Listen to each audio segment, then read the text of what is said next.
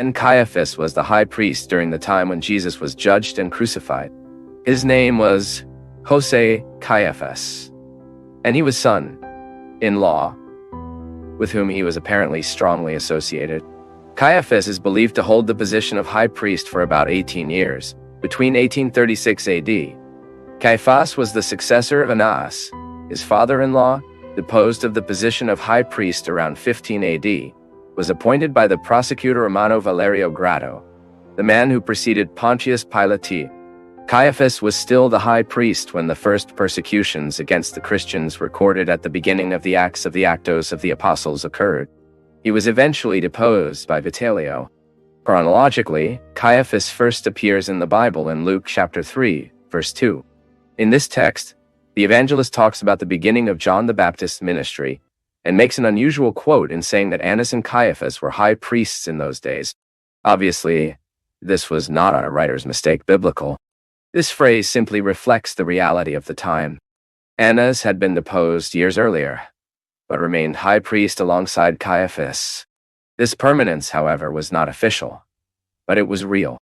While Caiaphas occupied the position of high priest, his father-in-law, Annas, continued to exercise authoring authority to his, perhaps even greater.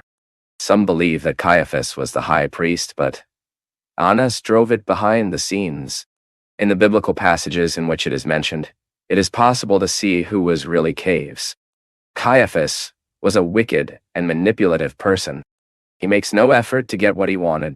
He did not mind lacking justice and pouring innocent blood as long as his interests were protected. Caiaphas' cunning, opportunistic, and dreadful behavior is clear in the way he defended the condemnation of Jesus. He stated that Jesus should be sacrificed for the good of the nation. But Caiaphas thought of the well-being of the people. Their gimmicks had an extremely selfish purpose. It is possible that he was afraid that Jesus Christ could precipitate a revolution in which Rome would turn against Jerusalem and threaten his comfort. Faced with the discussion in the Sanhedrin, basically Caiaphas said that if Jesus continued alive, the nation would perish. But if he were killed, then the nation would be saved. But the Apostle John states that the words of Caiaphas had a meaning that he did not even know. William Hendrickson says, Caiaphas gave a meaning to his words, but God gave another. In the lips of Caiaphas, his words were spoken with a perverse tone, and he was not acquitted of the guilt of being one of those responsible directly for crucifying the Son of God. But in divine providence, these same words express the essence of the glorious plan of redemption.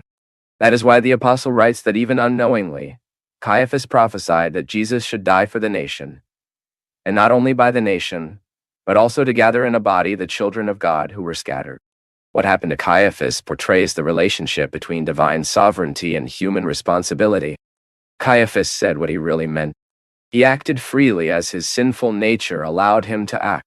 Nevertheless, through the words of Caiaphas, God was fulfilling his eternal decrees. Caiaphas' counsel had an effect and was followed by Jewish leaders. They began to conspire against the life of Jesus. Their wish was to be able to arrest him and finally kill him. In a way, they feared the popular reaction in the face of a possible arrest of Jesus. But in this respect,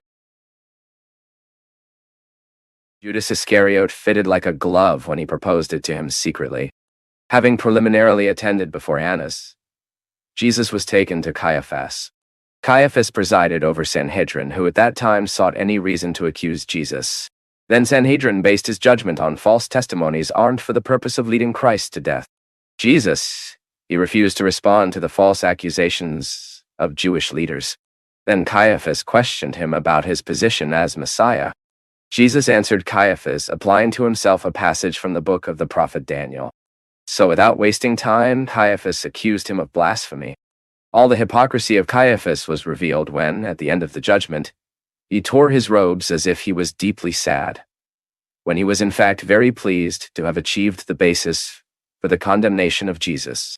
Having been considered to be a death penalty before the Sanhedrin, Jesus was led to Pilate, the Roman governor of the province. At that time, it was clear that Caiaphas and the other Jewish leaders were jealous of Jesus. The high priest Caiaphas is quoted one last time in the Bible in the Acts book of the Apostles.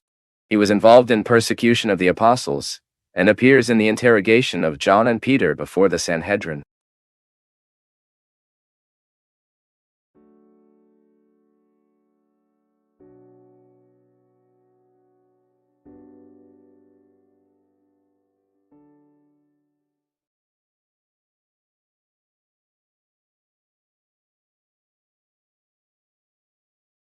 What you just watched wasn't just a video, it was a presence exercise.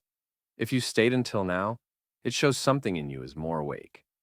Comment on what stayed with you, what message hit you hardest, and share this with someone who also values this kind of conversation. Thanks, a big hug, and see you in the next video.